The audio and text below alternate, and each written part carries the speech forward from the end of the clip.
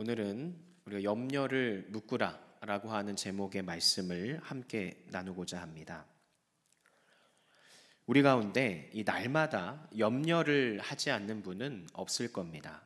어떤 조사에 의하면 우리나라 사람들 가운데 약 절반 이상이 내일에 대한 염려를 하고 있고 또 노후에 대한 불안을 가지고 있다고 합니다. 그런데 따지고 보면 사실 우리는 모두 염려를 하고 살고 있죠. 무엇을 염려하냐? 오늘 예수님께서 말씀하시듯 목숨을 위하여, 몸을 위하여.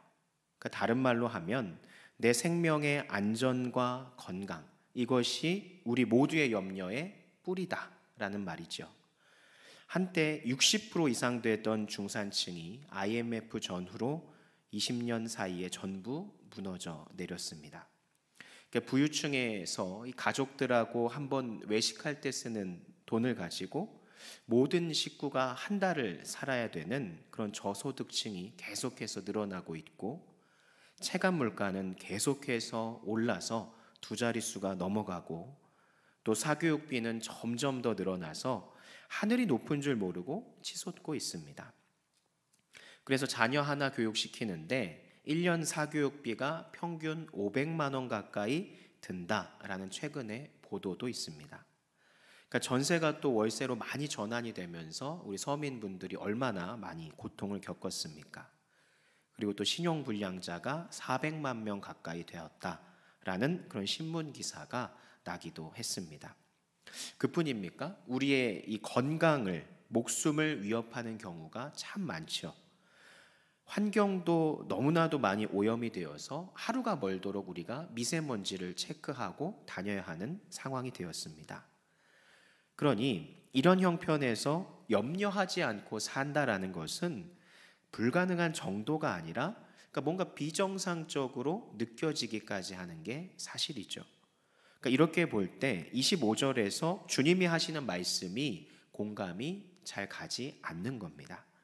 그러므로 내가 너희에게 이르노니 목숨을 위하여 무엇을 먹을까? 무엇을 마실까? 몸을 위하여 무엇을 입을까?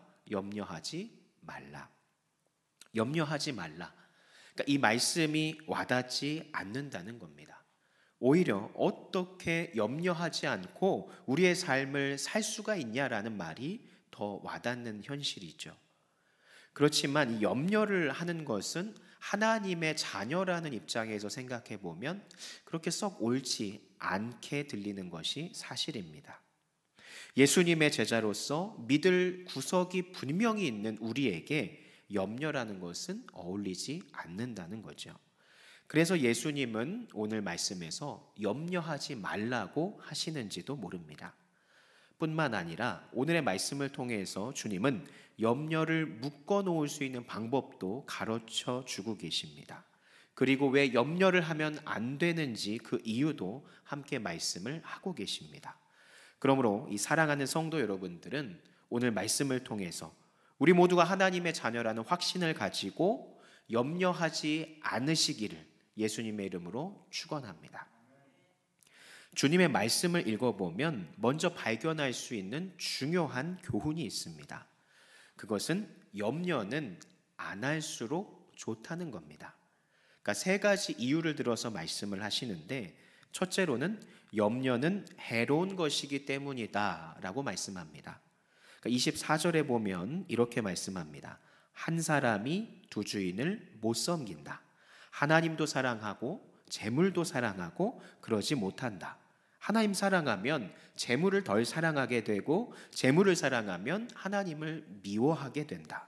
그러므로 한 사람이 두 주인을 절대 겸해서 섬길 수 없다. 그러니까 우리의 마음이 두 마리 토끼를 잡을 수 없다라는 거죠. 그러므로 선택을 하라라고 하는 겁니다.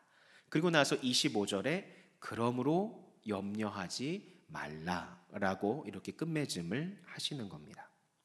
그러니까 두 주인을 섬기지 못한다 해놓고는 그런데 갑자기 그러므로 염려하지 말라라고 이야기를 하세요. 그러면 이게 어떻게 앞뒤가 맞는 말인가 하는 그런 생각이 들 수가 있습니다.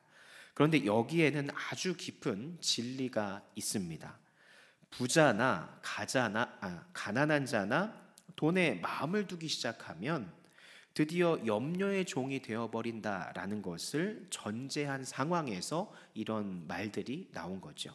그러니까 하여튼 재물의 마음을 한번 주기 시작하면 틀림없이 계속해서 염려에 끌려다니는 메인 몸이 되는 사람이 되어버리는 거죠.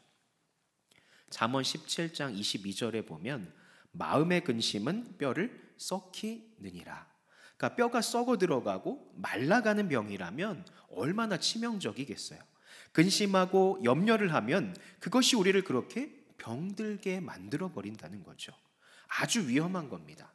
이 누가복음 21장 34절에 말세가 되면 성도들이 빠지기 쉬운 악 세 가지를 이야기합니다.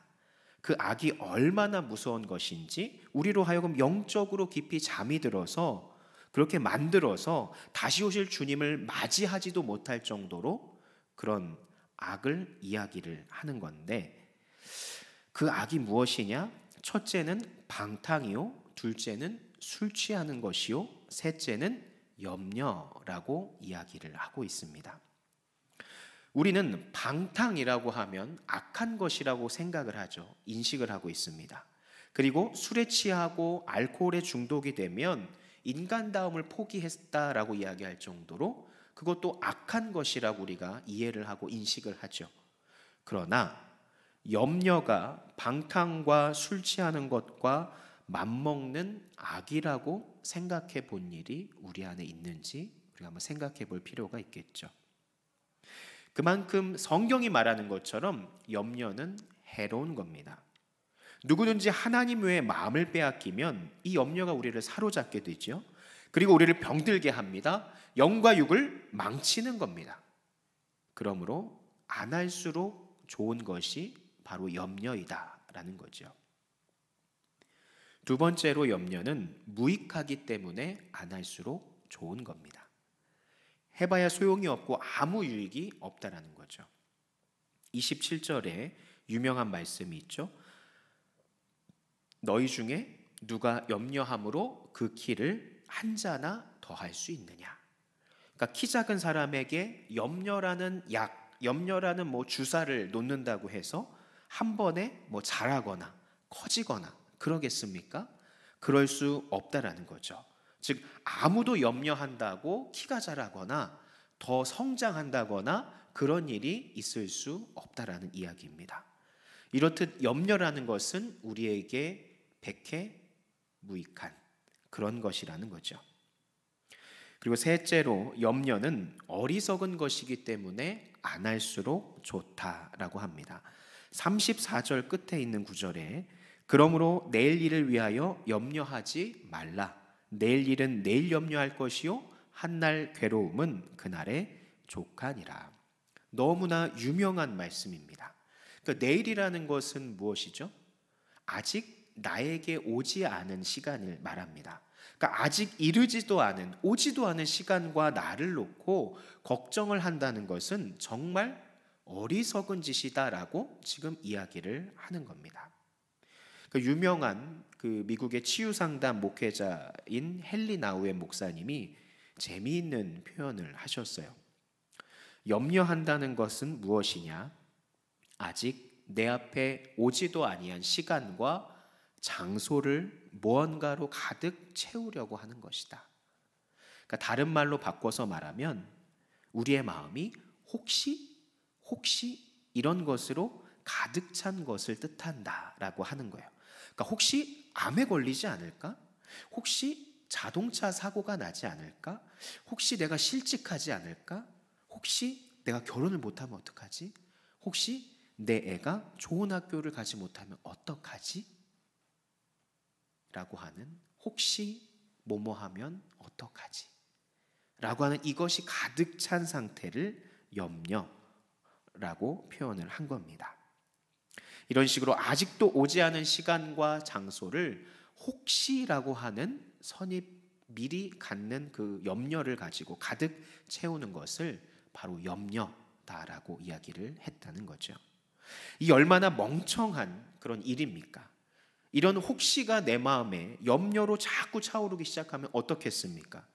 불안해지고 두려워지고 의심이 많아지고 내 안에 어떻게든 채워놓으려고 하는 탐욕이 생기고 조급해지고 그것이 충족이 안 되면 어떻게 될까요? 내 마음이 우울해져 버리는 거예요.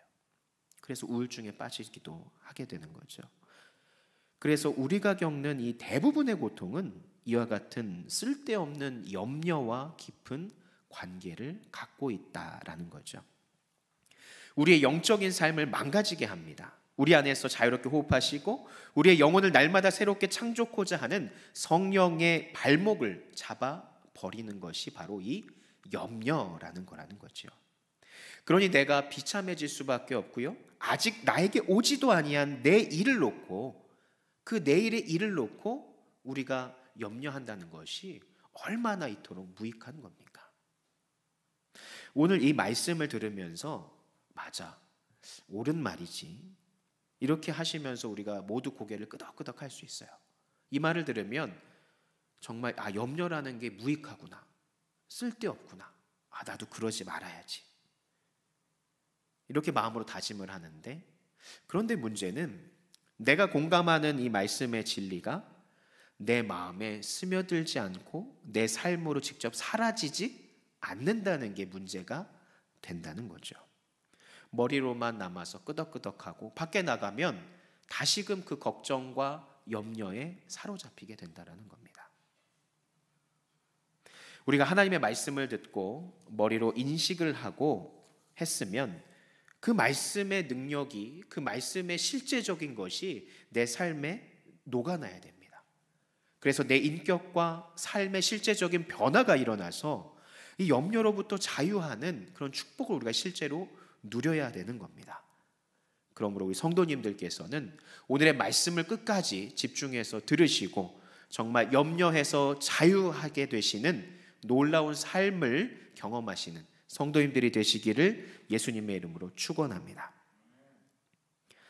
우리 마음에 이와 같이 염려로부터 자유함이 조금씩 지금 느껴지기 시작을 한다면 이제는 그 염려가 더 이상 틈타지 못하도록 어떻게 해야 할까요? 그 염려를 나에게 틈타지 못하도록 꽉 묶어서 저 구석에 처박아 놔야겠죠.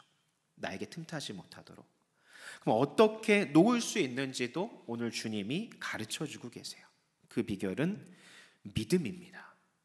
3가지 믿음을 이야기를 하시는데 지금부터 말씀드릴 이 3가지의 믿음이라고 하는 이 쇠사슬로 염려를 꽉 묶어놓고 꼼짝 못하도록 저기 구석진 곳에 던져놓으시는 성도님들이 되시기를 축원합니다. 첫째 믿음은 하물며 너희일까 보냐, 이 믿음입니다. 예수님께서는 염려하는 제자들을 향해서 늘 말씀하시죠. 지금도 그렇고 공중에 나는 새를 보라. 저 새는 심지도 않고 추수도 않고 곳간에 그 곡식을 쌓아두지도 않았다. 그러나 너희 천부께서 다 기르시고 먹이시지 않느냐. 또 염려하는 제자들을 보고 계속해서 말씀을 하세요. 들에서 백합화를 봐라. 어떻게 저렇게 아름다운 백합화에 누가 저렇게 옷을 입혔더냐. 하나님이 입히시지 않았느냐. 또 30절에도 오늘 있다가 내일 아궁이에 던지우는 들풀도 하나님이 이렇게 입히시거든. 하물며 너희일까 보냐.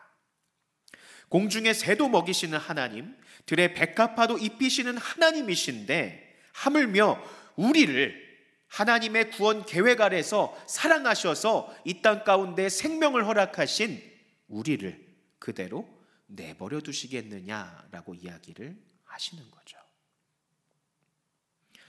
제가 자료를 좀 찾아보니까 지구상에 있는 조류가 1000억 마리 정도 된다고 해요. 1000마리가 아니고 1000억 마리. 어마어마하죠, 새들이. 엄청나게 많습니다. 그 새들이 어떻게 매일 먹고 사는지 한번 생각을 해보세요. 1000억 마리가 어떻게 먹고 살까?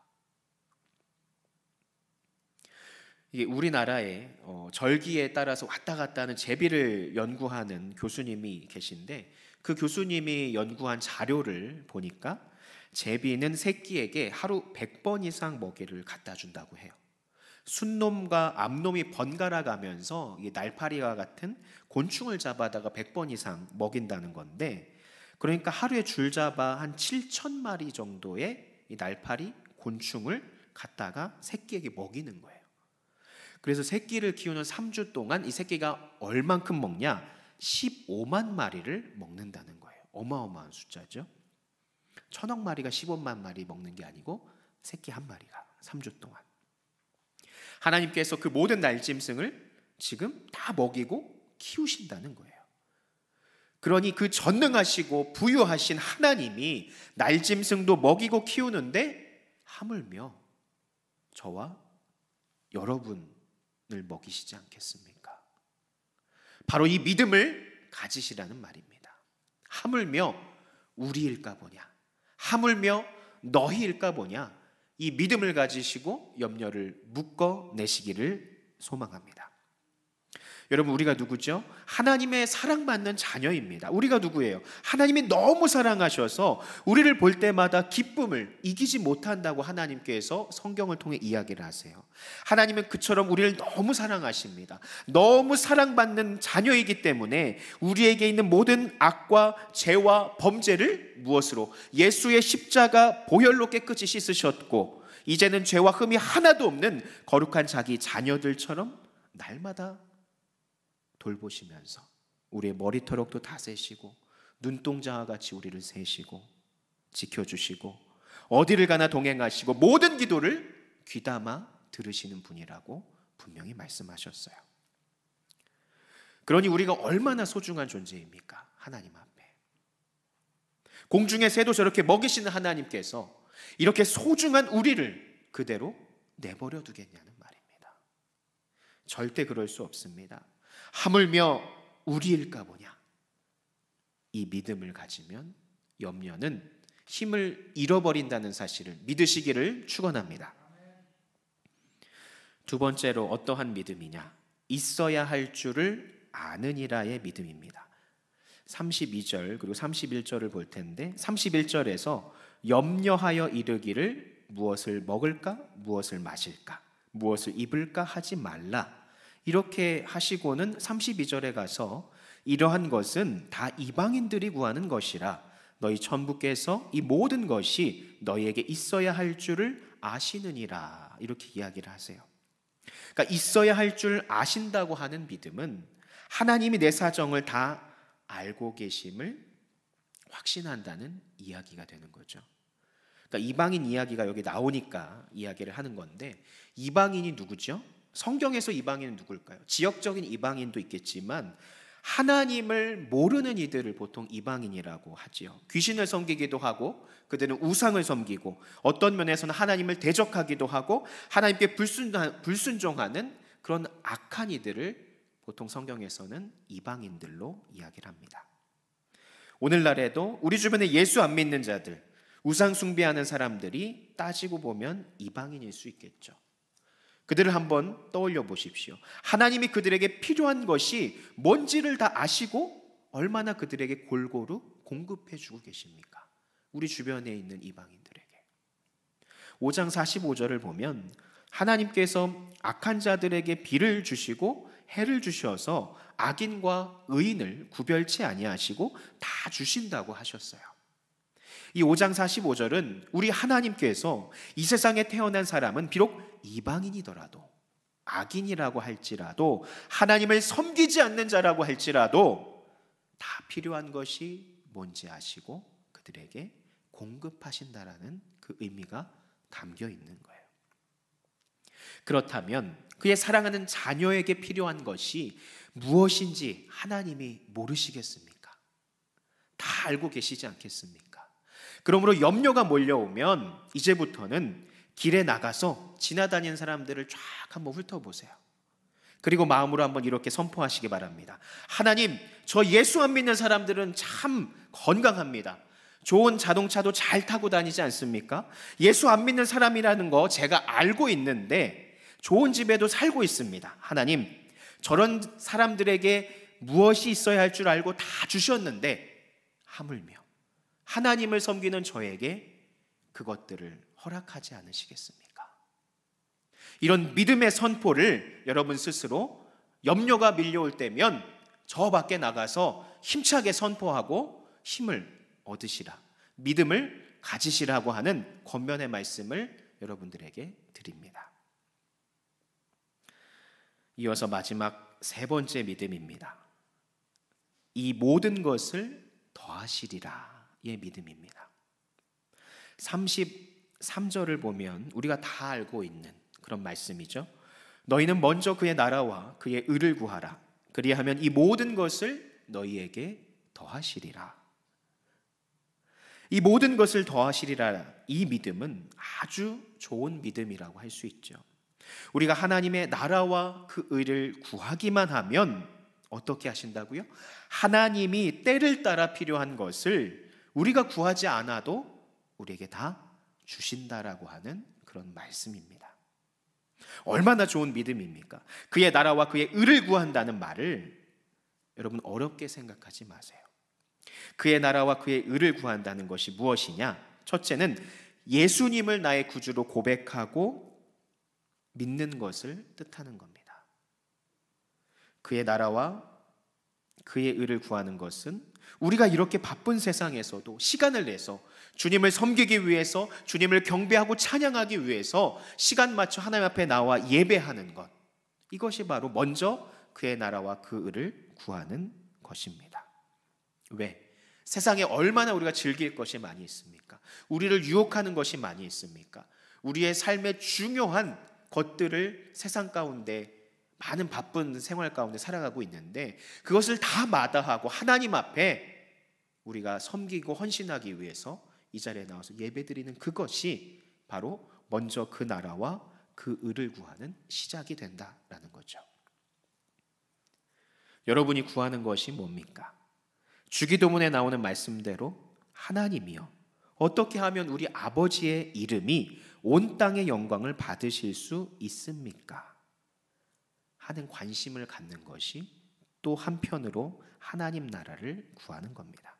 주님의 뜻이 이 땅에 이루어지기를 제가 원합니다 라고 하는 그 소원을 갖고 살고 기도하고 그것을 위해 열심을 다하는 것이 그의 나라와 그 의를 구하는 것이라는 거죠.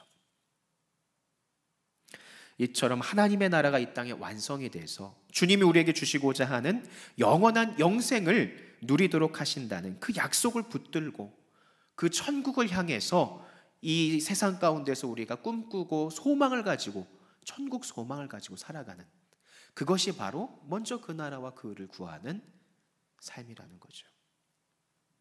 그런데 여기서 우리가 주의할 것은 구한다라는 말을 주의할 필요가 있습니다. 가만히 앉아서 되는 것이 아닙니다. 보통 구한다고 하면 우리가 열심히 우리의 자리에서 기도하고 가만히 있는 것을 생각할 수 있습니다.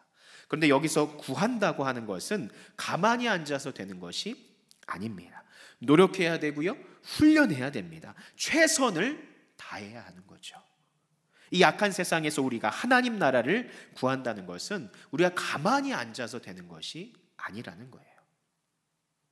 매일 아침 일어나 우리가 직장을 나가죠. 일들을 하기 시작하죠. 많은 일들을 합니다. 똑같은 생활이 반복이 됩니다. 그런데 하나님 나라를 구하는 자의 태도는 우리가 생각하는 일상의 이 쳇바퀴와 조금 다릅니다. 조금이라도 일찍 일어나서 아무리 바쁘고 쫓길지라도 하나님의 말씀을 펴놓고 시간에 맞추어서 골방에 들어가, 하나님, 오늘 나는 어떻게 살아야 됩니까? 내 스케줄은 이런데 이 스케줄 가운데 내가 하나님을 위해서 뭔가를 해서 하나님의 영광을 드러내기를 원합니다. 주님의 나라가 이 땅에 확장되기를 원합니다. 나를 사용해 주시고 하나님 뜻의 나를 합하게 하여 주옵소서. 간절히 기도하고 실제로 나의 생활을, 스케줄을 소화하면서 어떻게 하면 하나님 나라를 위해서 내가 헌신할 수 있을까? 어떻게 하면 내가 하나님 나라의 확장을 위해서 무언가를 할 수 있을까? 고민하면서 내가 찾아서 하나님의 일을 조금씩이라도 감당하는 것, 바로 이 실천, 순종이 뒤따르는 것이 바로 구한다는 것의 진짜 의미라는 거죠. 세상에 살되 세상에 속하지 아니한 사람답게 살려고 하려는 이 노력, 이 몸부림치는 노력, 이것이 영적인 삶인 겁니다. 그래서 하나님의 관심사와 우리의 관심사를 어떻게 하면 일치시키면서 살 수 있을까를 고민하고 우리의 삶의 무게를 하나님 나라에 두는 그것을 바로 이렇게 먼저 그 나라와 그 일을 구하는 그것이라는 거죠. 하나님이 기뻐하시는 일을 항상 제일 먼저, 그리고 내가 좋아하는 것은 제일 뒤에, 이런 식으로 우선순위를 정하고 신앙생활을 하려고 몸부림치는 것이 하나님의 나라를 구하는 거라는 겁니다. 이 말이 들으면 정말 쉽죠. 하나님 일을 우선해야지, 내 일은 저 뒤에 일단 밀어놓고 하나님의 일부터 해야지. 그렇지만 우린 알죠, 이것이 얼마나 어렵고 힘든 싸움인지. 그런데 그것을 이겨내고 우리가 살아내야 그것이 무엇이라고요? 먼저 그 나라와 그 의를 구하는 것이고, 이 믿음이 있어야 무엇을 할 수 있다는 겁니까? 염려를 꽁꽁 묶어서 저기에 처박아 둘 수 있다는 거예요. 한 걸음 더 나아가서는 이 나의 젊음과 나의 인생을 주님의 영광을 위해서 헌신하는 것이 하나님 나라를 구하는 거예요. 예전에 제가 들은 것이 있는데, 어느 교회에서 이 모든 교구장들과 성도들이 양화진에 있는 선교사 공동묘지에 갔다고 합니다. 가서 보기만 해도 은혜가 되는데, 갔다 오신 분들은 알겠지만 그때 그 미개했던 한국이라는 나라, 한 100여 년 전에 이 땅에 찾아온 위대한 선교사들, 어떤 이들은 20대 꽃다운 처녀로 와서 복음을 전하다가 몇 년 안 돼서 세상을 떠난 처녀 선교사님들, 그들의 묘지에 뭐라고 적혀 있는지 아십니까? 나는 다시 100번을 태어나도 한국에 복음을 들고 올 것이다, 이렇게 적혀 있어요. 생전에 그분들이 하셨던 말인 거죠. 바로 이런 자세가 그 나라와 그의 의를 구하는 헌신된 자세라는 거예요. 어떤 선교사님은요, 42살에 복음을 전하기 위해서 당시에 배 타고 오다가 물에 빠져 죽었대요. 이게 얼마나 비통한 일입니까? 그리고 아이들이 묻혀있는 묘지가 있는데, 거기에 가보면 그날 나타가, 그날 죽은 아이의 묘비도 있어요. 즉 태어난 날과 죽은 날이 똑같은 거죠. 그 당시 의료시설이 제대로 되어 있었겠습니까? 당시에 조선이라고 하는 이 땅 가운데 태어난 날과 죽은 날이 똑같아요. 애가 태어나서 문제가 생기면 손을 쓸 수가 없는 거예요. 그러므로 태어났다가 그냥 죽은 거죠. 이날의 복음을 위하여서 전부 썩는 비랄로 희생된 거룩한 생명들입니다. 이렇게 자기 생명을 주를 위해서 바치기를 헌신하는 것, 자기의 일은 후순위로 밀어두고 하나님 나라의 일을 최우선순위로 두는, 바로 이것이 그의 나라와 그의 의를 구하는 믿음이라는 겁니다. 이렇게 우리가 평범하게 주님의 나라와 의를 구하든지 완전히 헌신하고 주의 나라와 의를 구하든지 간에 주님의 나라를 구하면 하나님이 약속하고 계시지 않습니까? 이방인들이 날마다 걱정하는 거 내가 다 매일 공급해 주겠다. 너희는 내 나라를 걱정하기만 해라. 나는 너희들을 걱정할 테니. 내가 너희들을 걱정하면 너희는 너희 스스로에 대해서 염려하지 않아도 돼. 이렇게 말씀하시는 거예요. 예수님은 우리가 염려에서 자유할 수 있게 하시고 모든 것을 새롭게 볼 수 있는 새로운 세상으로 우리를 초대를 하고 계세요. 그것은 믿음의 세계입니다. 조지 뮬러라고 하는 분이 말한 것처럼 믿음의 시작은 염려의 끝이요, 염려의 시작은 믿음의 끝이다. 그러므로 염려하느냐? 믿음이 죽는다.